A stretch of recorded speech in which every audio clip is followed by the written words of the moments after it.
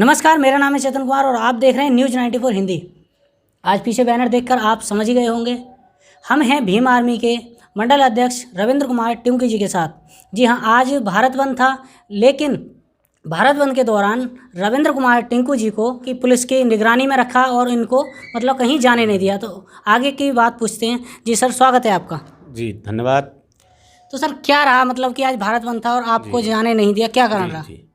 आज जो है पूरे देश में बड़ा किसानों का, पूरे किसान मजदूर युवाओं ने जो भारत बंद का आह्वान किया था, उस आह्वान में भीम आर्मी ने बढ़ चढ़ कर के बहुत पहले से ही बड़े भाई चंद्रशेखर आज़ाद जी के नेतृत्व में भाग लिया है। तो ये डरी हुई सरकार, भयभीत सरकार कहीं ना कहीं भीम आर्मी आज़ाद समाज पार्टी के कार्यकर्ताओं को उनकी नज़रबंदी करके, उनको रोक करके उन्हीं के घर पर आवाज़ दबाना चाहती है। लेकिन भीम आर्मी आज़ाद समाज पार्टी के एक एक कार्यकर्ता, एक एक पदाधिकारी बड़े मजबूत तरीके से किसान आंदोलन का समर्थन किया और हमने नज़रबंद होने के बावजूद भी किसानों का भरपूर तरीके से समर्थन किया और माननीय राष्ट्रपति महोदय, माननीय प्रधानमंत्री महोदय, माननीय मुख्यमंत्री महोदय को एक ज्ञापन दिया, जिसमें हमने अपनी मांगे रखी और इस किसान विरोधी बिल और जो निजीकरण हो रहा है भारत के अंदर, उसके संबंध में हमने अपनी मांगों को पूरा जिम्मेदारी से रखा है और हम चाहते हैं कि वो सरकार उस पर ध्यान दे। जी, कहीं ना कहीं आपको ऐसा नहीं लगता है कि कोई भी अगर घटना हो उसमें जो है जो बहुजन समाज के लोग हैं वो आगे बढ़ते हैं और उसको जो है पुलिस नज़रबंदी में रखती है, कैसे ख़त्म हो सकता है ये? जी देखिए, मैं तुम्हें बता दूं, भारत में दो विचारधाराएं हैं।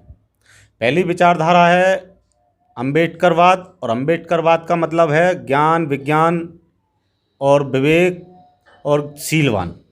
और दूसरी विचारधारा है राम राज्य, जिसका मतलब है अंधविश्वास, पाखंडवाद, रूढ़िवाद और अंधभक्त। जी, तो जो अम्बेडकरवाद की विचारधारा है भारत के अंदर, उससे मनुवाद की विचारधारा कहीं ना कहीं अपनी मानसिकता और अपनी जातीय मानसिकता के आधार पे हम दलितों का जहाँ भी शोषण होता है, ना तो सरकार निगरानी करती है और ना ही शासन, तो वो कहीं ना कहीं हम लोगों को दबाने का काम करते हैं और हमारी आवाज़ को दबाने का काम करते हैं और बाबा साहब अम्बेडकर की विचारधारा को पूर्ण तरीके से ख़त्म करने का काम करते हैं इस देश के अंदर। इसीलिए दलितों पे जहाँ भी अत्याचार, शोषण, जुल्म होता है, तो ये बीजेपी की गवर्नमेंट या आरएसएस के लोग या मनुवादी के लोग हमारी आवाज़ को पूर्ण तरीके से बुलंद नहीं करते हैं। आपको नहीं लगता कि जो भी अत्याचार हो रहे हैं इसके पीछे कहीं ना कहीं हम ही जिम्मेदार हैं, मतलब हमारा समाज ही जिम्मेदार है? नहीं, ऐसा नहीं है। देखिए, जिम्मेदारी हमारी और आपकी सबकी बनती है और देश के अंदर आप जानते हो शिक्षा व्यवस्था, चिकित्सा सबको चाहिए और सबको मान सम्मान चाहिए, सबको रोटी कपड़ा मकान चाहिए।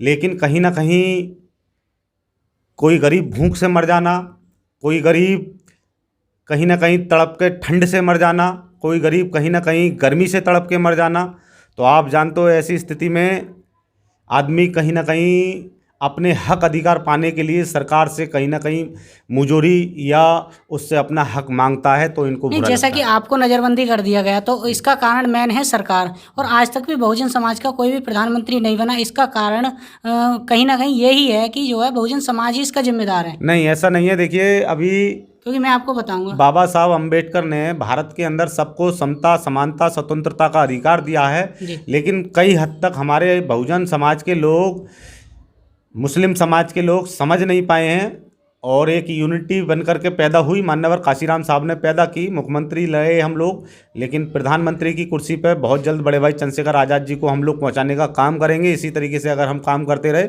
और आज की डेट में जितने भी हैं भारत के अंदर, जैसे कि मतलब हमारे समाज में बहुजन समाज के सैकड़ों से ज़्यादा पार्टियां बनी हुई हैं और संगठन तो बहुत ही हैं, तो कहीं ना कहीं ऐसा नहीं लगता कि जो जनरल कैटेगरी के लोग हैं वो चालाक भी हैं और वो हमारे लोगों को अपनी ओर खींच लेते हैं और हमारे लोग जो हैं वो सैकड़ों पार्टियों में बटे हुए हैं? तो इस तरीका से मुझे तो लगता नहीं कि कभी कोई बहुजन समाज का प्रधानमंत्री ऐसा नहीं है।